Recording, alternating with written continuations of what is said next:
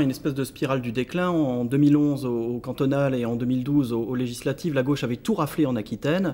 Et depuis 2014, il y a une succession de revers électoraux, sénatoriales, ensuite aux municipales, où la gauche a perdu des bastions importants, ensuite aux européennes avec de mauvais scores. Et là, le risque pour la gauche, c'est de perdre au moins 2 départements, les Pyrénées-Atlantiques et le Lot-et-Garonne, et de se retrouver avec une situation beaucoup moins favorable dans les autres départements où elle avait des scores tout à fait écrasants.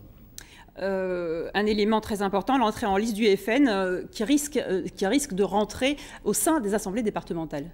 Oui, le FN était peu représenté au sein des conseils généraux d'une manière générale, parce que le Front National a une implantation locale qui est faible, mais là il y a une politique très volontariste du Front National de présenter des candidats partout où c'était possible, et la surprise viendra peut-être du Front National qui pourrait se maintenir au second tour dans un grand nombre de cantons.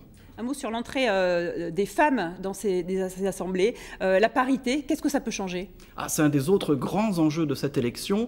Les conseils généraux étaient des assemblées très masculines, avec seulement 13% de femmes dans les conseils généraux sortants. Avec le nouveau mode de scrutin, on aura 50% de femmes. Ça veut dire un renouvellement profond de la classe politique dans les conseils départementaux.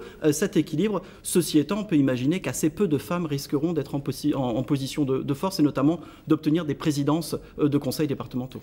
Merci beaucoup Olivier, on vous retrouvera tout au long de cette soirée électorale, soirée que vous piloterez Vincent Dubroca aux côtés de Sandrine Papin tout à l'heure à partir de 20h15. 3 heures de direct, nous sommes ensemble pour 3 heures avec nos équipes déployées dans les grandes villes de la région et sur les cantons clés de ce premier tour.